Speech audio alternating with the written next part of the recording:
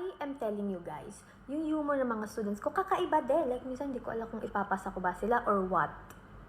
Kanina, ang lesson namin, conjunction, si mga and, but, ganyan. So, sabi ko, one by one, magbibigay sila ng example. Sabi ng isa. Ang gamit niya, but. Sabi niya, Teacher Jean is funny, but scary.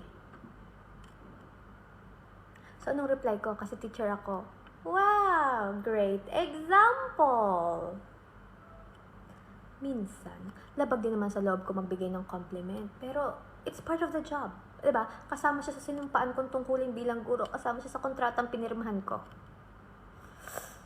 Tapos, ito pang isa. Ang example naman niya, and sabi niya, My favorite horror movies are Final Destination and English Class.